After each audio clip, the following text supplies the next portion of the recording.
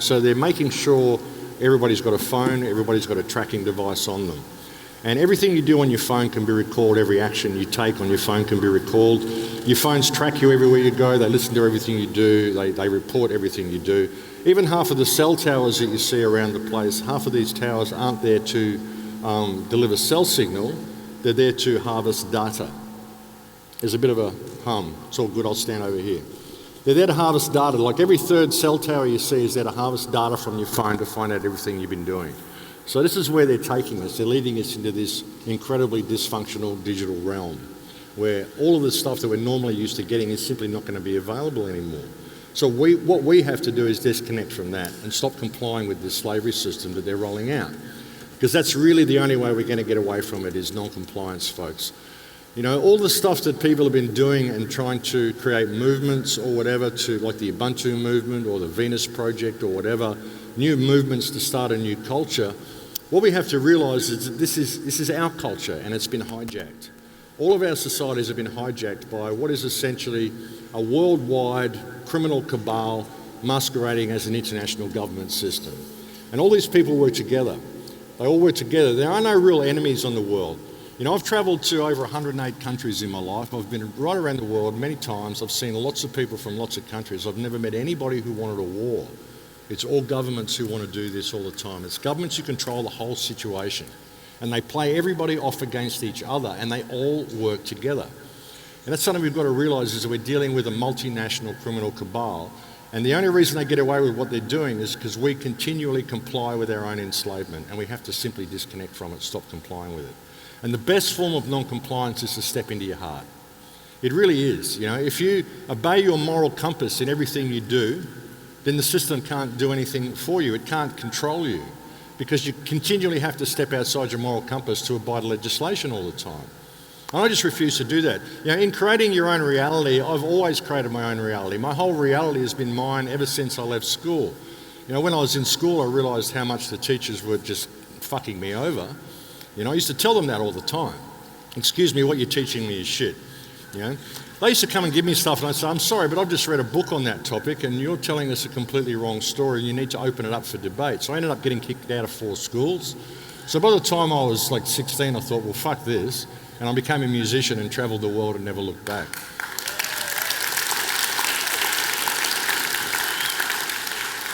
But I've created my own reality and I don't believe in commerce, and it's a hard thing here for a cryptocurrency conference and, you know, everyone's sort of, what do they call it, anarcho-capitalists.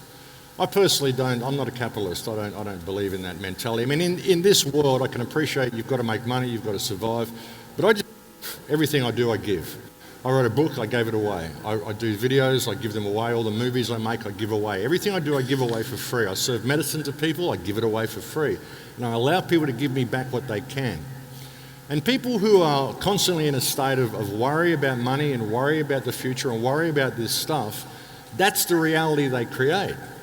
And I live my life in a state of abundance, in a state of giving to everybody that I can. And because I do that, I don't actually want for anything. You know, I'm in a state of abundance all the time because people help me, people guide me, people just do things for me, not because they feel like they're obligated, but just because it's the right thing to do. You know, and I'm not using people, it's just this interaction that happens. And that's the way I've lived my life, and I just sort of bounced around the world and I've never looked back. I've always done what I wanted to do and been the person that I wanted to be. Because most of the time in our lives, we're not what we want to be. We're doing something that someone else has told us to do. We're following parameters that someone else has given us. We're following guidelines that someone else has put there for us. We're not living our own life. And we're stepping outside our moral compass in every minute of every day in order to put food on the table. We have to stop that. We have to really step back and look at this and realise that it's already a community of people. And if we open up our hearts to each other, in Lakesh, I finish every radio show with in Lakesh, it means I am another yourself. If you can look at people as being yourself, another yourself, simply viewing reality from that perspective, suddenly all the barriers break down between people and you find that you can live your life in a state of abundance and giving. And it isn't a state that you're keeping tabs on what you're giving to people. I just give unconditionally to people. Sometimes, you know, you've got to listen to your intuition. There'll be people that come there and they want to use you. You know that, okay, I shouldn't. What I'm going to give to you is by not giving to you, to teach you to be responsible for yourself, which is also a form of giving. So you've got to look at it that way. You know, you've got to balance things out and don't allow yourself to get used by people. But just open up your hearts to people and break the barriers down and stop putting a commercial aspect on everything. Stop putting an economic dollar value on everything that you do and all the time that you have and everything you do for people. You know, I've just done this with my whole life and it's worked. You know, I'm 61 years old. I've never had a real job. I've never done anything the system wanted me to do. I've always just been myself and done what I wanted to do. Any jobs I've had, it's because I wanted to do that. You know, but we're just caught in this grind because of this system, because of the way they've done it. But the whole thing is a concept. The whole thing is just an idea. This reality that they're creating for us, that they've got us in now, it's just an idea. And as soon as we step into this, it all falls apart. It all falls away. You know, your heart is the most powerful thing. And opening up your heart to people is what will change the world. That's how we can get through this system, by realising that it's all a fiction. And even people that learn the legal stuff and all the law stuff and how to get through it, to go to fight the system, what for? You're fighting a fiction, you're fighting a cloud, you're learning all this stuff to fight a cloud. So how real is it? You know, why are you learning all this stuff to go and fight something which is just an idea? What you've got to do is just disconnect from it. Disconnect from the whole thing. And the way you do that, again, is to connect to your heart and to connect to the people around you. Because when you do that, government ceases to exist. You know, we've got some great stuff happening in Australia at the moment. We've got some communities that are really going forward in community, getting away from government. And we've got a great situation in Australia as well, because in Australia, the government of Australia is actually completely invalid. They never had the right to be there to begin with. And you might find that it's the same with the United States as well if you really look into it. Of course, you've had the revolution and you're not encompassed by the Crown now, but you might find Canada and other places, because there was a charter that was put forth in about the 1600s. I think it was called the West Vale Charter or the West League Charter, West something Charter, which said that the British Crown, when it went to all these places, it wasn't actually going there to overtake or control the places. When the Crown came to Australia, the mandate for Arthur Phillip when he arrived was to liaise with the people and to work out trade with the people. He was never supposed to overtake the country or take over the country. So as soon as he arrived and put his foot on the sand and stuck the flag in the soil, he'd broken his charter. So the entire Australian government's invalid under their own law. And you'll find that the Canadian government is probably invalid under their own law as well. So there's all sorts of these things going on. And we've got communities starting in Australia that are operating on that basis, that it's all, that what Australia has done, what the government has done is invalid, that they have actually no right to be there. And when we're putting it in the courts and putting it to the Supreme Court, the government has no leg to stand on and they're backing down. So this is a good thing. And we can probably do this in a lot of countries as well. Any country that the Crown has touched, you're going to find that it's an invalid government there to begin with. And if you really start looking at the ancient charters, you're going to find that they're completely invalid. So we can reclaim things, we really can. And you can reclaim things in the United States, you could reclaim things in every country if the people are just prepared to stand up and say it and do it and call it. You know, and be what you are and call the government out for what it is. Like I said, it's a criminal cabal.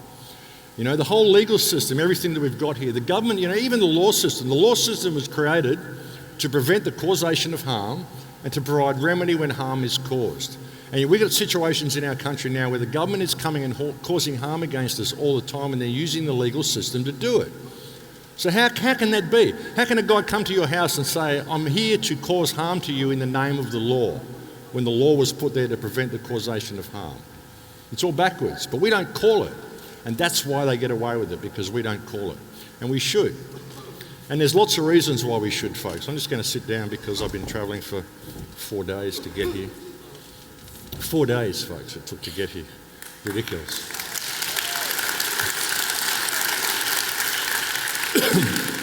And I'm old and I like to sit. It's much better sitting. A few people here from a few countries. How many people, where have we all come from? Like total international audience here, isn't it? Anyone here from Europe? Wow, all the way from Europe. Anyone here from Australia? Wow, come from Australia. Anyone here from Japan? No Japan. Oh, no one from Japan. Okay, I got one. It's good to see such a crowd. And really congratulations to Jeff for putting this on too. Big hand for Jeff Berwick for putting this on. He's done really well with this venue and this whole thing. We've got the whole resort this year too, haven't we? Chaos. 1,700 anarchists in a resort. Good stuff. Hey, listen, by the way, my workshop this afternoon, folks, I've got a workshop at 2 o'clock. I'm going to try to move that to 3 o'clock, okay? I'm just going to talk to the management and tell them now that I'm planning on moving my workshop to 3 o'clock because I want to come and see Mark Passio talk. And I don't want to be doing a workshop at the same time Mark's talking. I think it's important to see Mark's talk. There's a lot of good people here that are trying to get people to open up their hearts and see this system for what it is and see this fiction for what it is. And that's the clue to the whole thing, folks, is understanding that the whole political system is fiction. It's just an idea. They just made it up and they got everybody to go along with it. And it's time we had a new idea. It's really time we had a new idea and put that into practice. You know, and realise that we are the ones we've been waiting for. We are the saviours we've been waiting for. You know, as soon as you open up your heart and connect with people around you, the whole system falls down. It really does. I mean, sometimes the government comes for me at home and I just laugh them off. I just say things to them like, I don't vote. You know, it's compulsory to vote in Australia. You're registered, you've got to vote. And I'm not registered, I don't vote. Sometimes they come to my house and they knock on the door and they say, we believe there's someone who lives here who's not registered to vote. And I go, yeah, that's me. And they get all excited and they pull out their notepad and they go, oh, well, what's your reason for not registering to vote? I just say, I refuse to support organised crime. And they go, they don't know what to do. They don't know what to do. They're shocked when I say that. They just go, do you call yourself a conscientious objector then? And I say, look, you can call me whatever you want. I call it sane. Is there anything else I can do for you? I'm busy. And they go away. They go away. They can't do anything about it. You know, if you just stand in what you are and call it for what it is, then they've got nothing to do. If ever I go into a courtroom, I call the judge by the first name. I go in there and I defend myself and I talk to the judge as a man, call him by his first name. So I'm just here to clear up the matter, you know, because obviously there's been a mistake. You think that I'm subject to all this stuff, which is causing harm, you know. So you've just got to be that and you've got to be prepared to be that. And if you've got the people around you, if you've opened up your heart to your neighbours and you've connected with people, then it works. You know, it works because you've got the community around you and you just speak in common sense. That's one of the reasons why my show, I think, has been so successful, my radio show, is because I'm just talking like this. I'm just talking to people in common sense around the kitchen table talk and just telling them basic truths about themselves and about the world and just calling it for what it is, not being politically correct. You know, political correctness is a form of tyranny, folks. You know, political correctness is designed to get people policing their own thoughts, and that's where we're going with this smart grid. Because as it all goes into 5G and as it all goes onto the cloud and as it all turns digital and everything's listening to you, everything's voice activated, you've got situations where your clock radio's listening to you, your TV's watching you.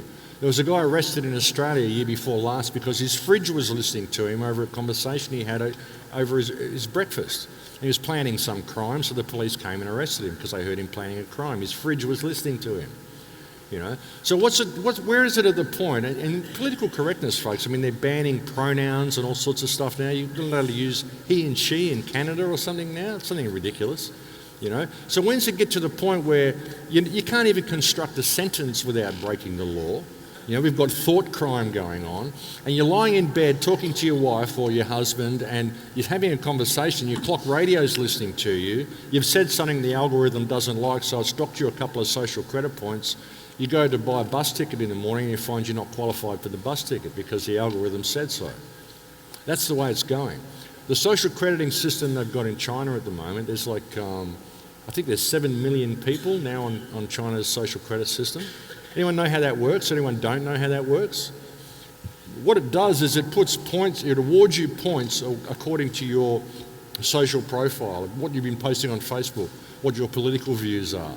And if you say things the government doesn't like, then you're prevented from certain services, which might be things like buying plane tickets, buying high-tier train tickets, shopping, buying certain things at certain supermarkets. You're just not allowed to do this anymore, and there's no appeal process. So that's what they're doing. And when they bring that into Western countries, then people start policing their own thoughts. You don't want to think outside the box. You don't want to say anything that the algorithm might pick up on you, because the algorithm will listen and it will know and it will mark your social credit points accordingly. In China, they've got facial recognition glasses now as well. So they can go and pick anybody out of a crowd. Like So the algorithm's just got to alert the nearest police officer that Jeff Berwick has done something wrong. The police officer will go and pick him out of the crowd and go and arrest him. The algorithm would have already determined what his sentence is, according to his social credit points, and I'll go and put him in the smart prison. Of course, once he's in the smart prison, it's all about bums on seats. So any step you do out of line up, extra 30 days on your sentence. So this is the way it's going, folks, and this is how they're going to deal with dissent. It'll get to a point where because you've posted something on Facebook or you've shared some video, suddenly you can't rent a house because of your social profile. This is the way it's going, and that's why they want it all digital. And with 5G, when the 5G system's there, they're saying they want it there so they can run everything in real time. We need the bandwidth, all this sort of stuff. But 5G, everything that you've ever read about with active denial, anything the military's ever done, any of the psychological programs they've got, all of this stuff can be done with 5G. You just go and look at the government's own papers on psychotropic weapons and psychoactive weapons, what they can do. Make transparent eyelids, make your eyes itchy, make the soles of your feet itchy, voices in your head, visions in your head, set people up for active denial.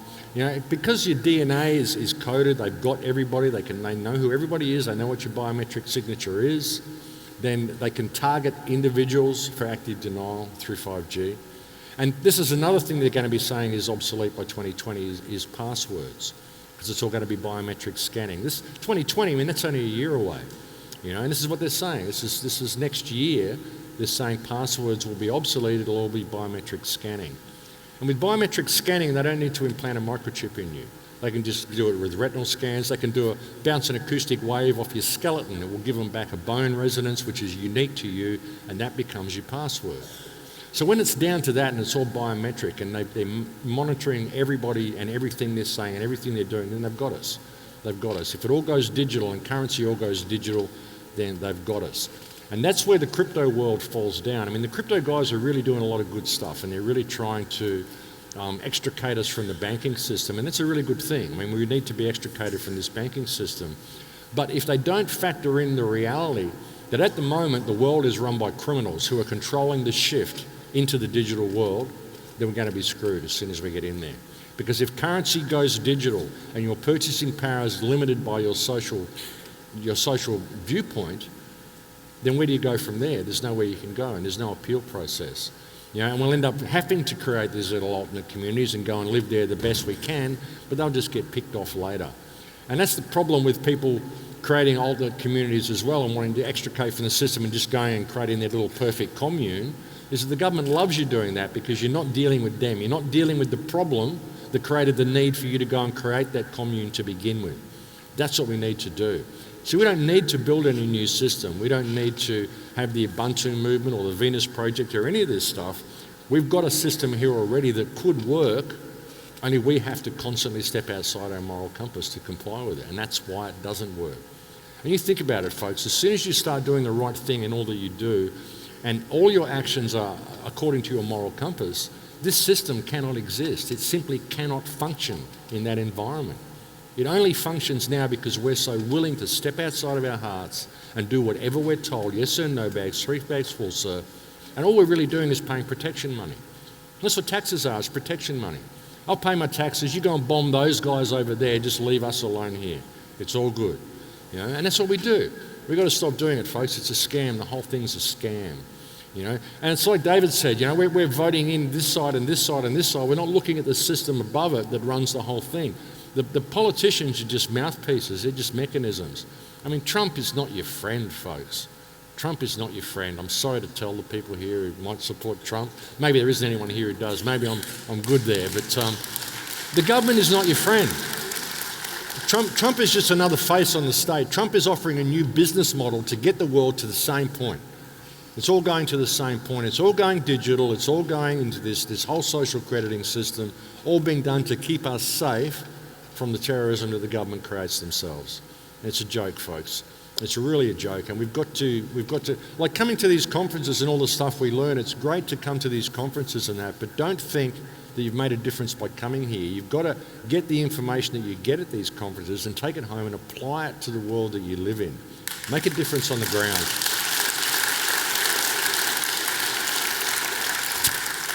Make a difference on the ground where you live, because that's where the real difference is. And I guarantee, folks, if you start opening up to your neighbours and doing things for people, they might think you're a little weird to start with, but they'll open up. They'll open up. They'll realise that you're a human being, and they'll come around eventually. I mean, it's worked for me. I've got so many friends all around the world now, just from being in that state of giving. It really does work, folks. Everything this system wants you to do is the opposite of that. They don't want you to give. They want you to view your time as being valuable. They don't want you to perform the art of being you. Everything that we've lost is that art of being you. You are an artistic expression of creation. You are a thought in the mind of God, here to be all that you can be and to express yourself to the greatest of your potential with the tools you've been given. And if you think there's something wrong with you, you've got a problem or you've got this or that, that's fine, because that's the perspective that is needed. Otherwise you wouldn't be here. You exist. There's a reason for you to exist, because that perspective is needed, and everybody is valid. And this is what we're doing in our lives, even with this fictional system that they've caught us up in. They've taken everything from us. So now we run through our lives searching for some form of value of ourselves. So many people just want to feel like they have value. They want to feel like they actually mean something. They're not just a little cog in the big machine. Well, guess what? You all do mean something. You're not what this system has told you that you are. Every single one of you is a divine expression of creation that can do incredible things,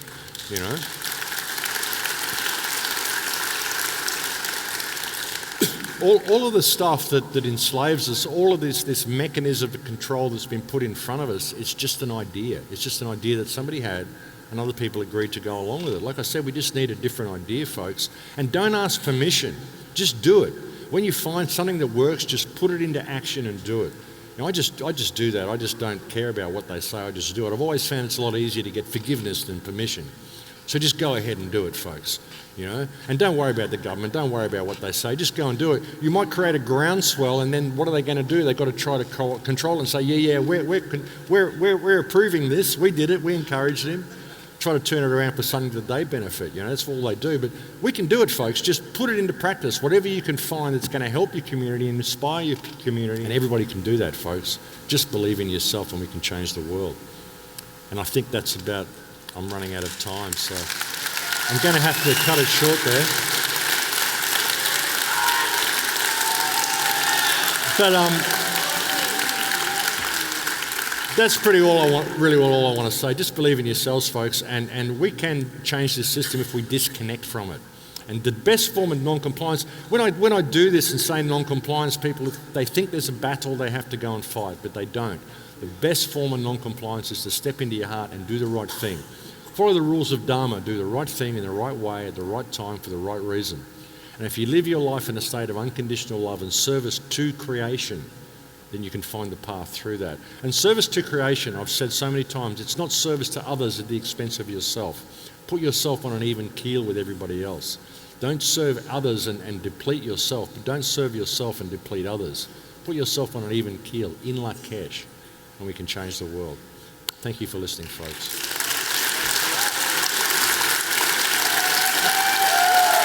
And again, I appreciate it. And again, I'm going to